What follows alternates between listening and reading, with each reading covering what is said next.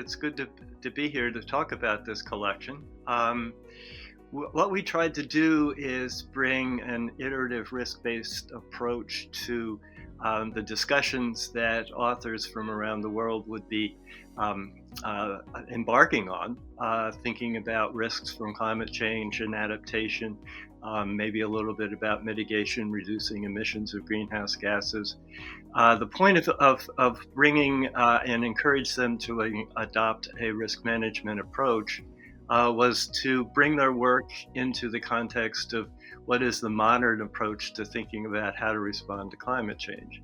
And what that would allow them to do is two things. One, become a relevant contribution to the modern knowledge base. And the collection of essays, I think, is evidence that they were all quite successful in that.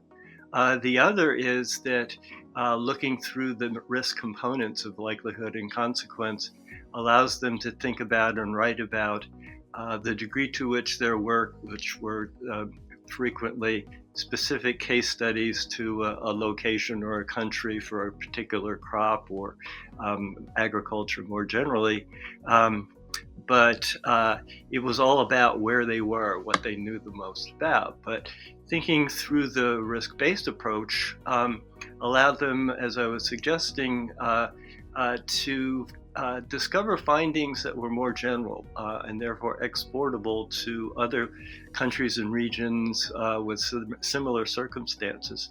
And that is, I think, a real value added to what they brought to the table.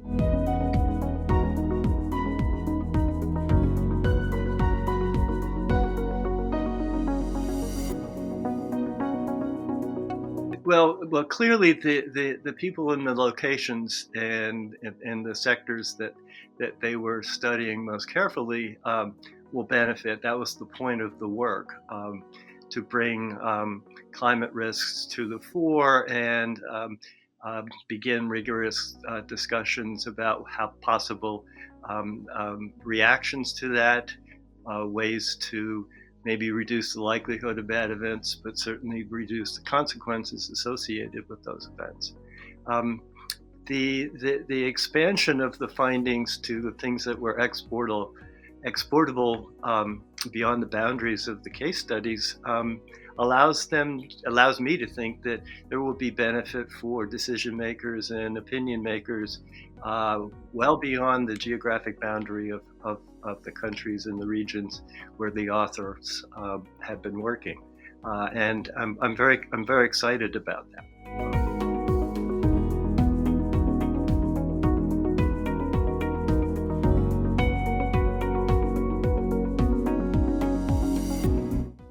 That's a really good question, and the link up to the Intergovernmental Panel on Climate Change (IPCC) is an important next step for young scholars.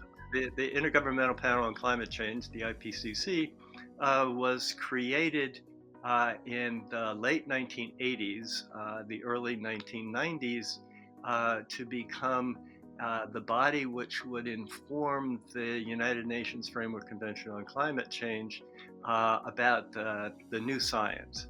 And it was intended to write assessments of the new science every 6 or 7 years, and it has done that. There's no new science written in the IPCC report. It is assessment of the literature that the author teams found relevant to the particular topics. And in bringing the conversation of this new work that's collected in this volume to those readers through a risk-based approach allows them to be contributing to the modern literature and allows their work, I'm very, very confident, to be included in the references that the author teams look at and raise the visibility of where they live and the work that they do in themselves. And I think that's important. From the IPCC's perspective, we've long lamented that regions in the country, in the world, are frequently underrepresented by scholars, have been for a long time. Big efforts have been undertaken to try to improve coverage, but it takes a long time. And the authors to this volume will be added to the list of contributing scientists to IPCC assessments. The seventh assessment is underway, and the author teams for the chapters of that assessment will now have a new collection of essays that I'm sure they will put on their reading lists.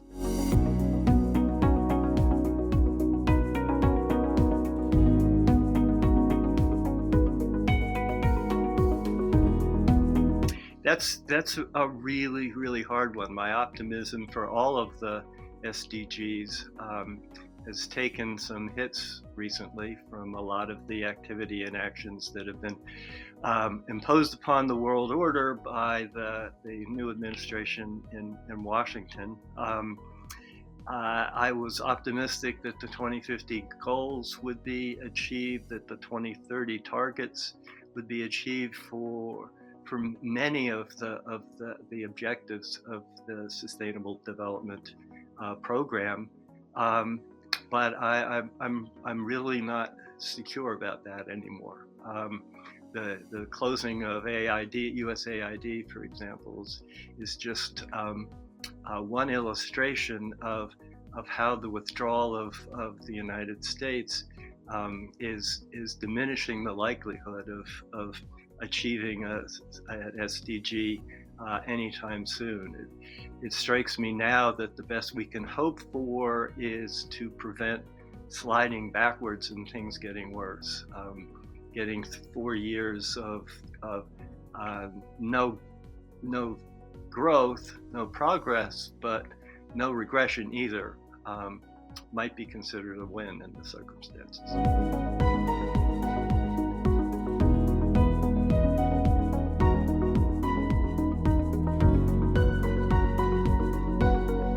You're asking why I had optimism to begin with. The growing awareness of the difficulty. The Pope just died. He was instrumental in letting the world know, and 1.4 billion Catholics particularly, that there are poor people in the world who are hungry, and women suffer, and they're subject to all sorts of harm from regional fighting and war to climate change and the topics of these papers. And that was working okay. I mean, there was work to go, but it was moving towards the goals. And thousands, if not millions, of lives were saved. Those lives may now be in jeopardy, and so on. So I'm not an expert in the specifics of what all is going on, but I know that there are a large number of NGOs and some of the work in the United Nations Framework Convention on Climate Change on funding adaptation and mitigation investments in developing countries, and a variety of things like that made me optimistic. I've been wrong before about things that I thought I was observing within the country that we were making progress, and it turns out that the lack of progress was hiding just under the surface, only to rear its ugly head when the opportunity arises. And with respect to worldwide development goals, the opportunity has arisen for isolation policies to put things in jeopardy. So that's why I'm thinking that if we get through the next couple of years without getting further away from the goals, that will be a good achievement.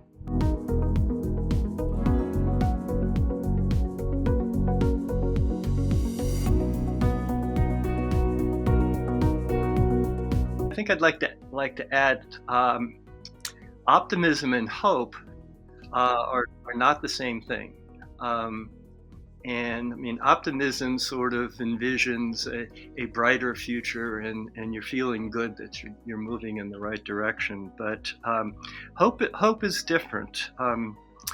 Václav Havel, when he was trying to create the Czech Republic, took some time out and wrote about the difference between hope and optimism. If I could read something that he wrote, hope is definitely not the same as optimism. It is not the conviction that something will turn out well, but the certainty that doing something makes sense, regardless of how it turns out. It is hope, after all, that gives us the strength to live and continually try new things, even in conditions that seem hopeless for the time, here and now, but not necessarily the future.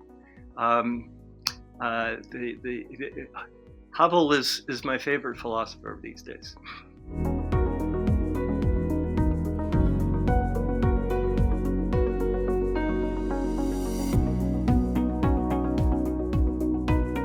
Both as an author and an editor of a volume like this, and co-editor-in-chief of Climatic Change, one of the world's premier climate change journals, scientific journals. It is a really, really good thing, administered properly. It is not free. In the journal world, authors have to pay a fee to have their papers in open access. For some people, there's an arrangement with their institution or their country that they will cover the fee. For other people, not so much. Even people that work for climatic change for free don't get one paper free in open access. And so, once again, it's one of those good things that's for which there is not equal access to open access. I think your series has done enormous good in bringing open access to a lot of people that otherwise wouldn't be able to put their work where it is, simply by the fact that people can look at it for free, more widely distributed and more widely recognized.